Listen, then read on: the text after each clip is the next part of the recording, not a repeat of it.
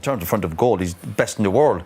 But for his general play, for such a player, it is so poor. Not just today, I think he has to improve that. He's almost like a League Two player.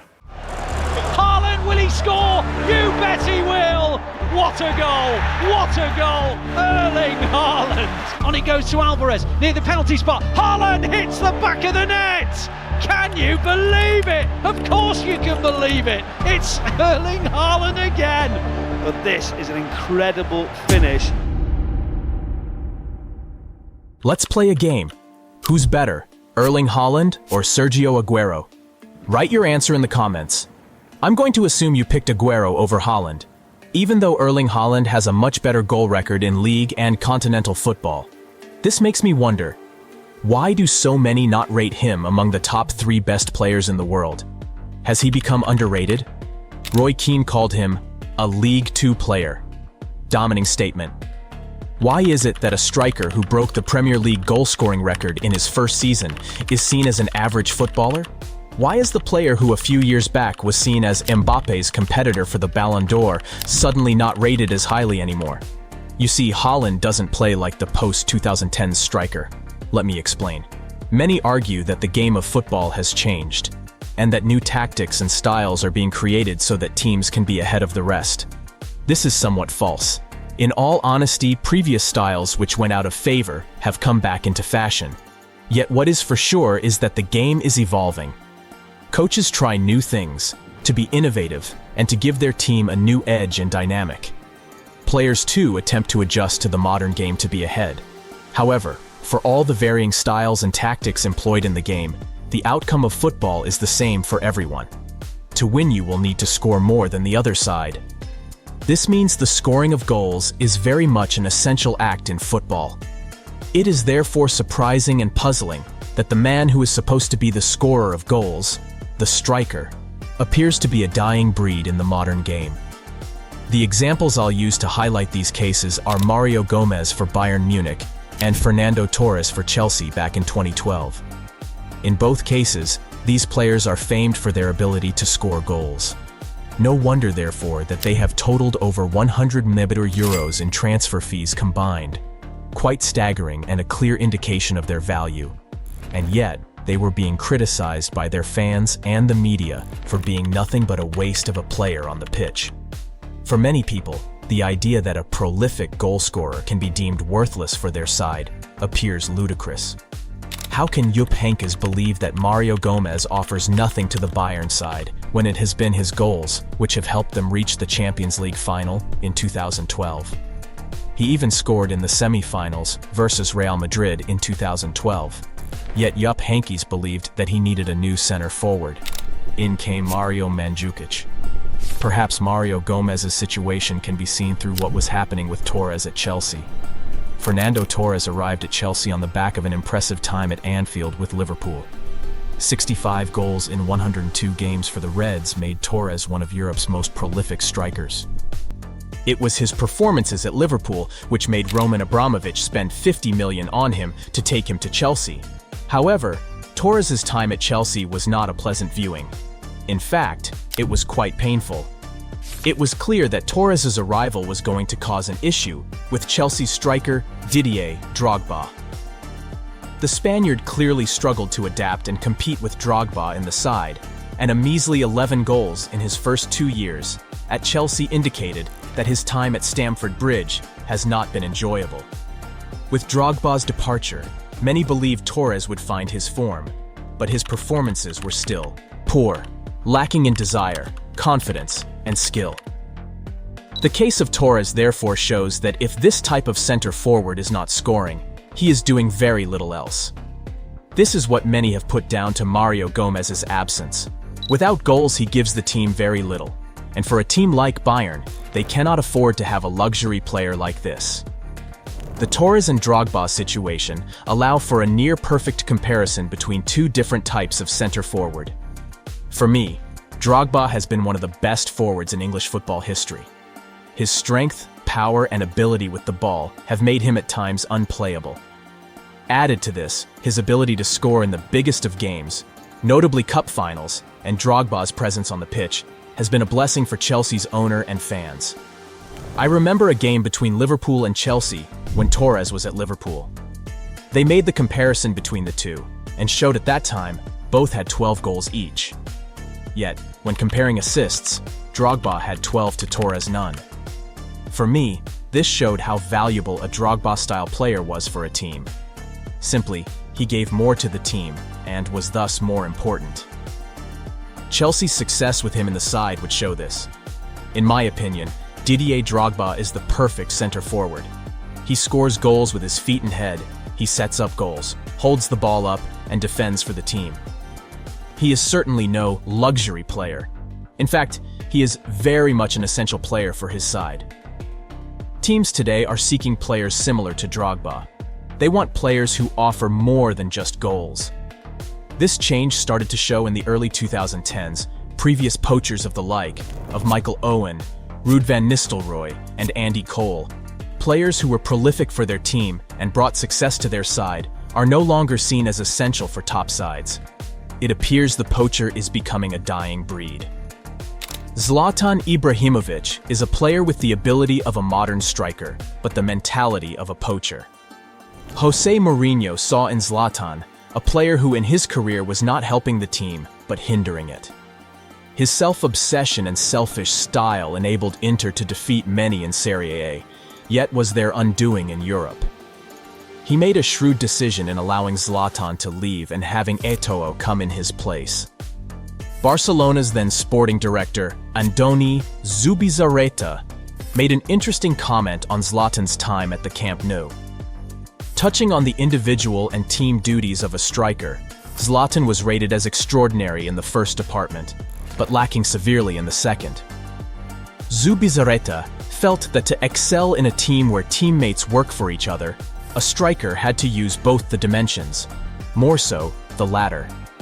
While this analysis shows one side of the coin, the same style of Ibrahimovic has helped his teams win trophies wherever he has been.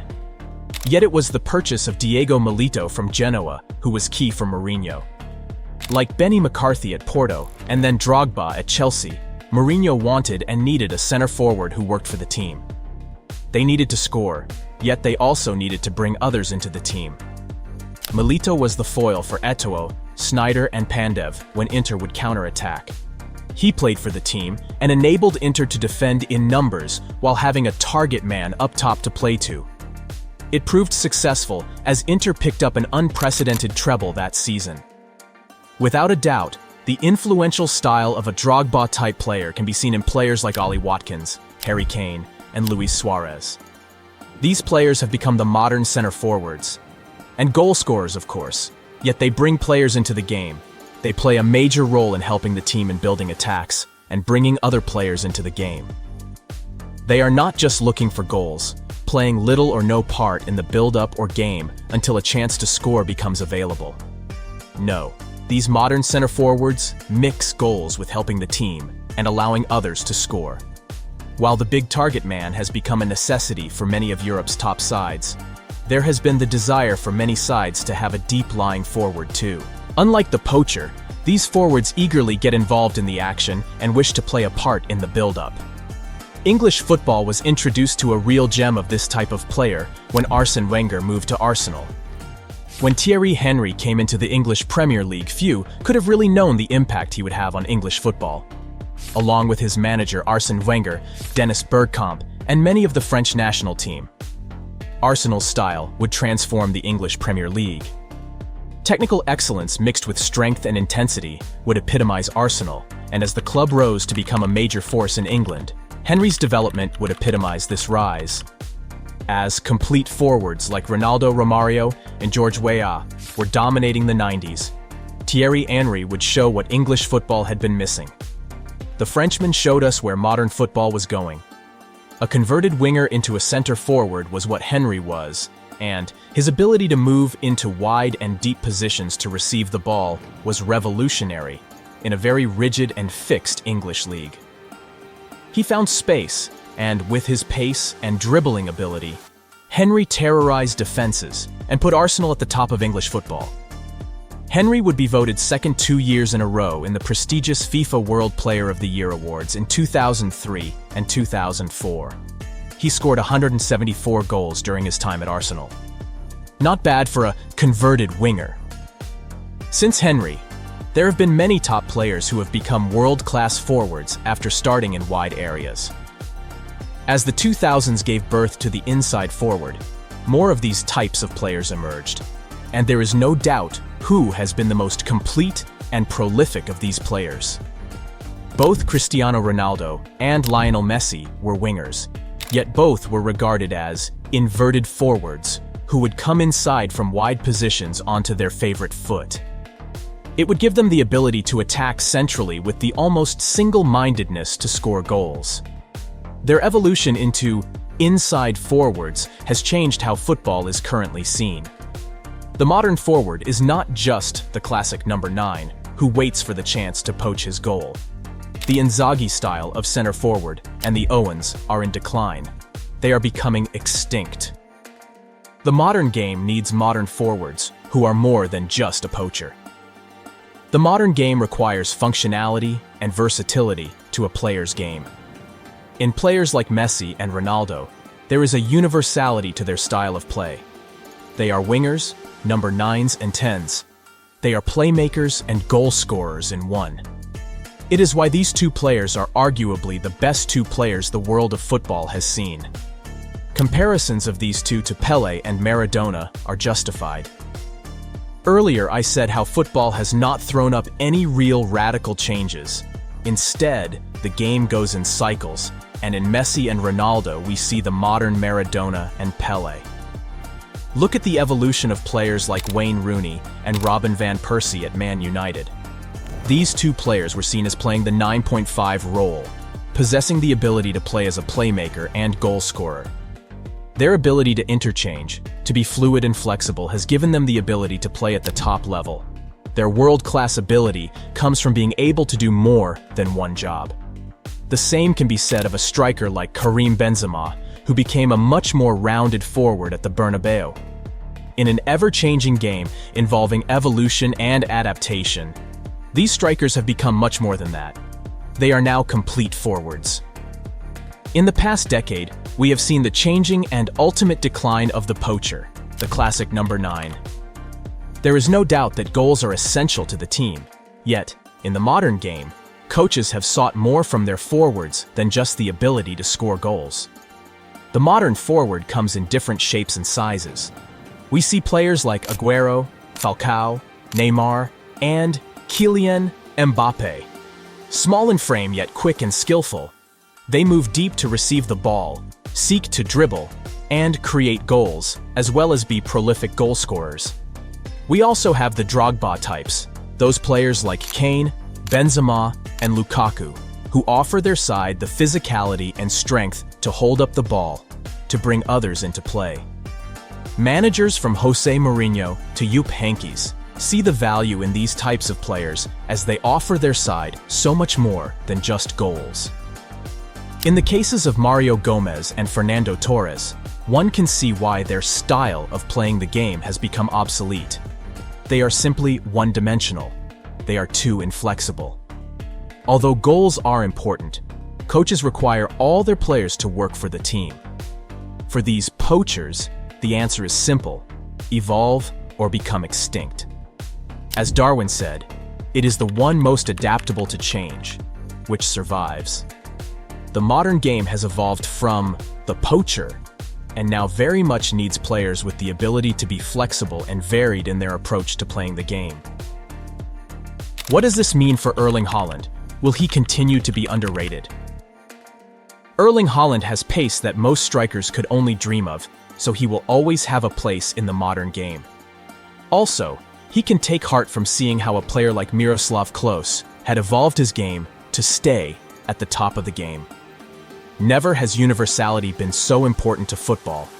The number 9 has been replaced by the 9.5, the player who can be both creator and scorer. Haaland is a very ambitious lad. You can tell that after City won the Champions League, he was asking Thierry Henry for pointers on how to improve. I am sure he will be able to adapt his game to make sure he can have a greater impact in big European fixtures when he is not scoring. But this is the future of football. Players who offer goals and goals only will not be seen as complete and may not get the accolades they deserve. What do you think? Is Haaland underrated? Is his all-round game not up to scratch? Let us know below.